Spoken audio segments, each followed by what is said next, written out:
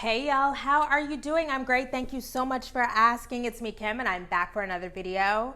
It's been a minute since I've sat down and recorded a patrons only video. I don't know. I just haven't been motivated to do it, but I am really committed during the fall and winter months to keep up a schedule. Everybody knows, well, anybody who's been following me knows that I get really bad seasonal affective disorder. Last year, it was just so bad. In fact, last year, I don't know, this is for like the old heads.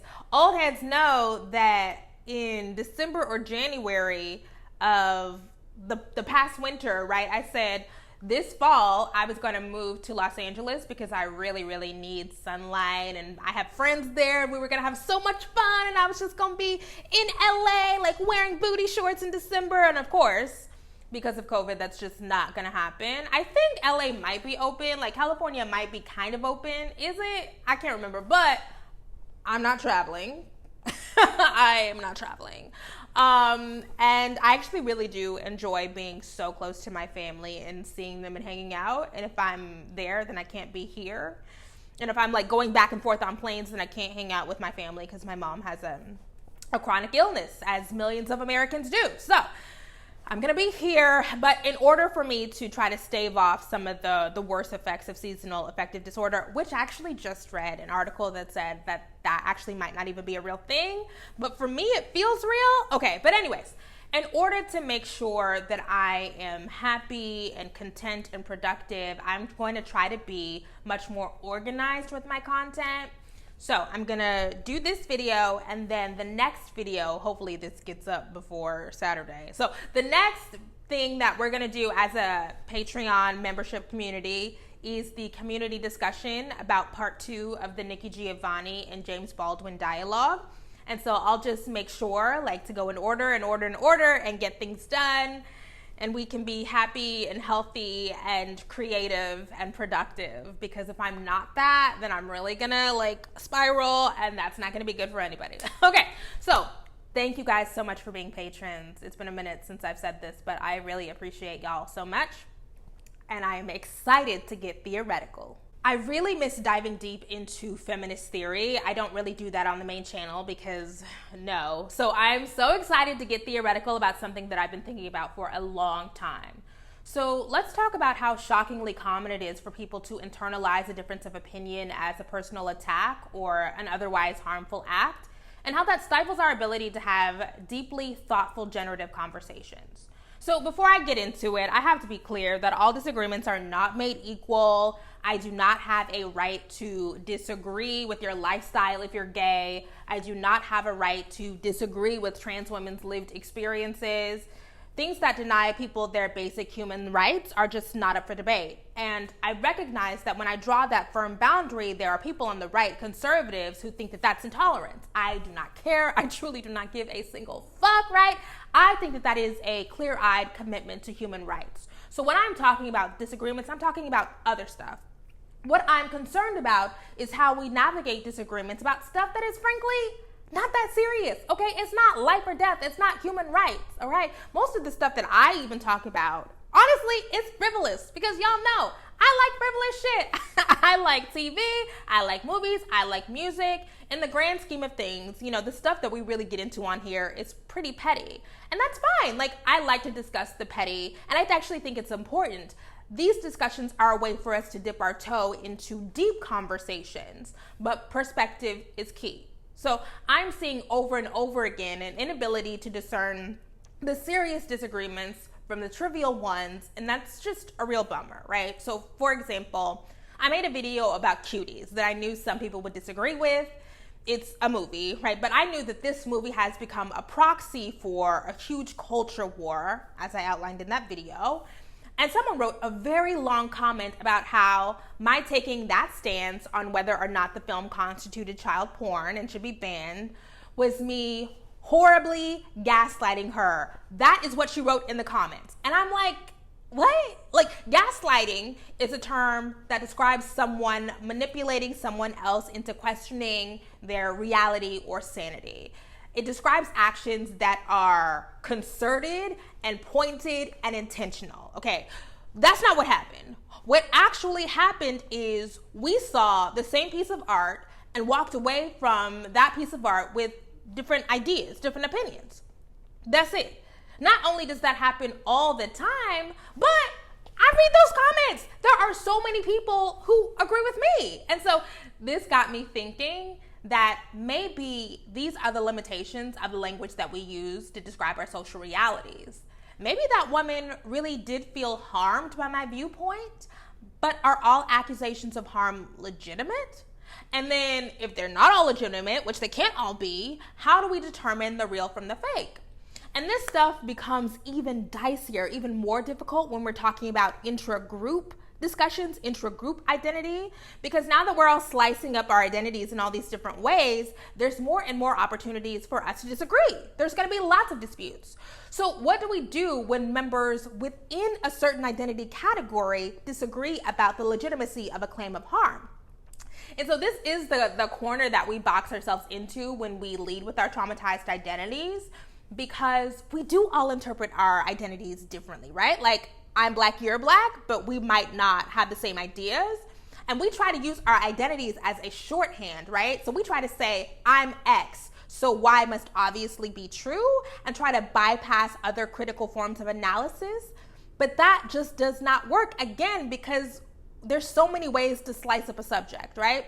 So with the Cuties example, there's so many people who said, I'm a survivor of X, and this movie harmed me. And then I would see other people who say, I support this movie because I'm a survivor of X. So how do we make a determination about whose position is more legitimate, right? Because identities do matter, but how much should they matter? When should they matter? And I don't think that I could come up with a hard and fast rule for this. I just don't think I could come up with anything that I could stick to 100% of the time.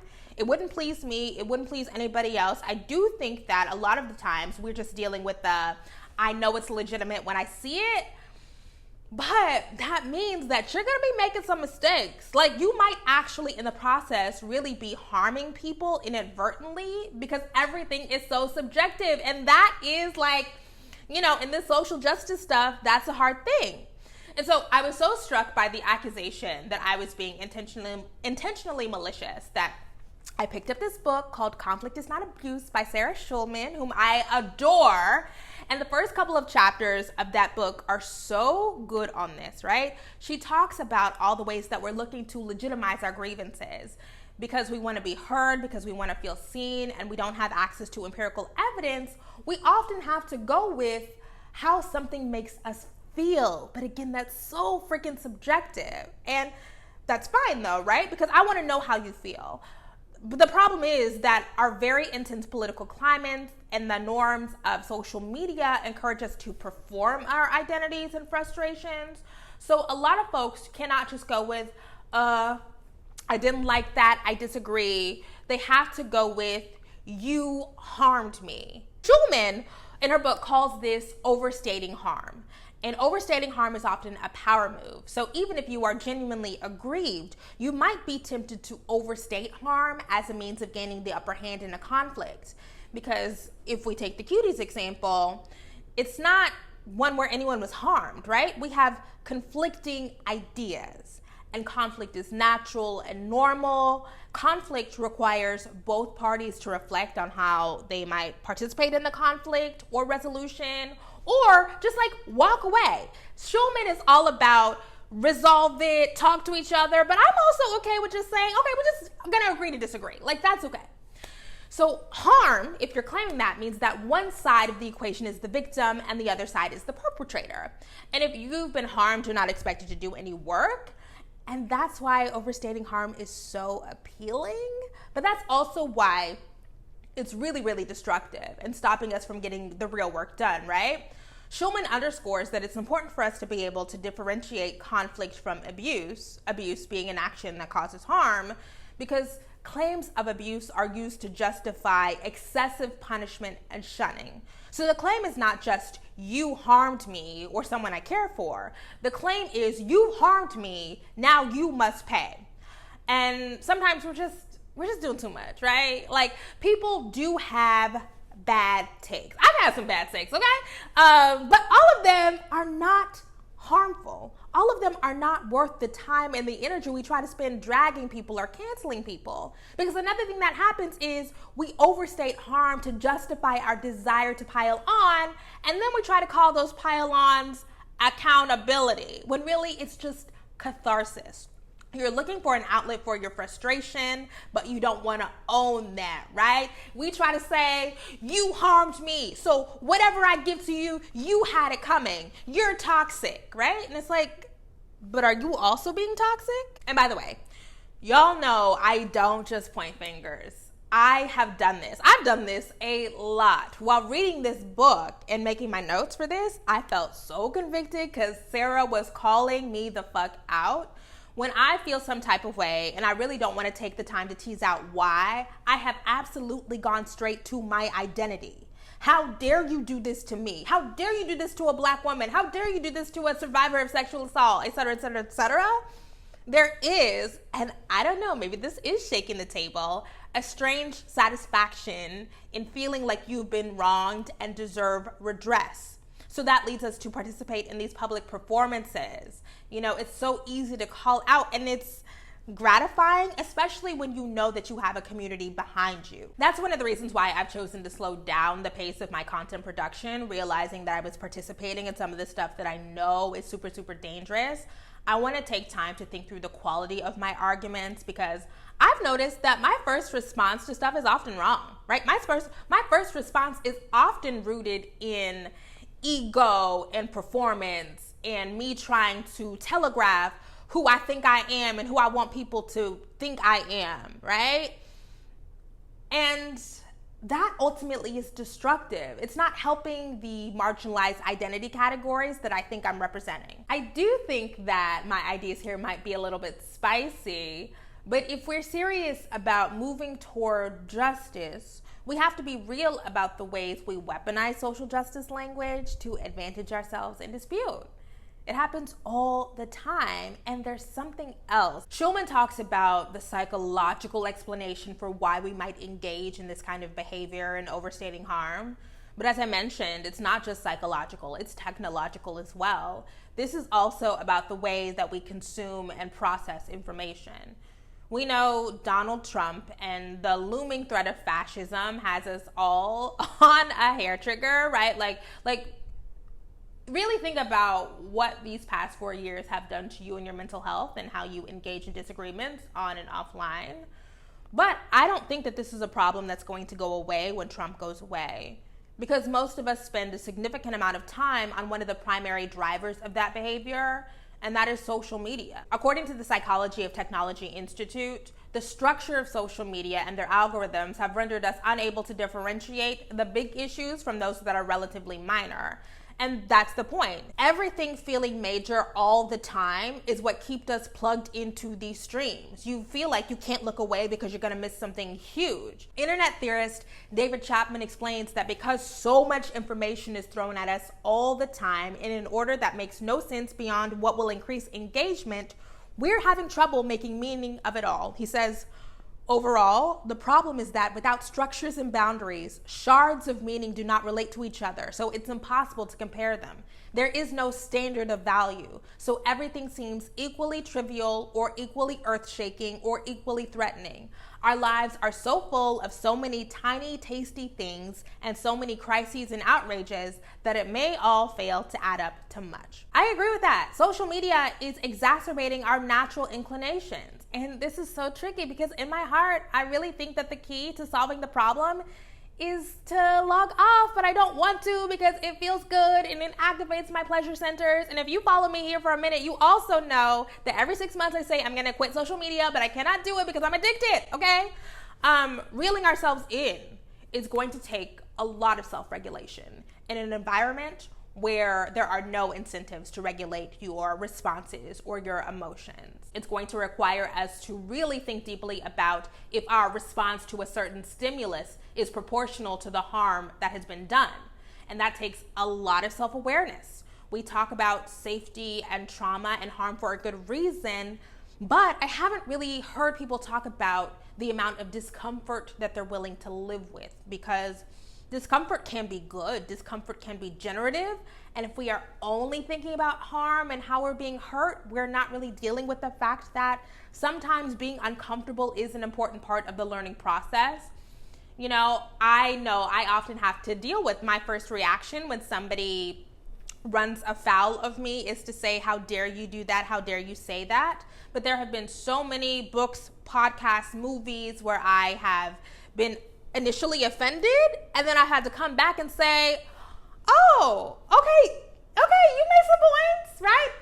But that takes a cooling off period. That takes not immediately responding in the way that I really want to respond, or sitting with the discomfort, sitting with the feeling of this has triggered something for me. Okay, but let me think deeply about what it triggered, why it triggered that. And that is the best thing about consuming ideas. That's why I read so much, because I really need to go back and forth with that.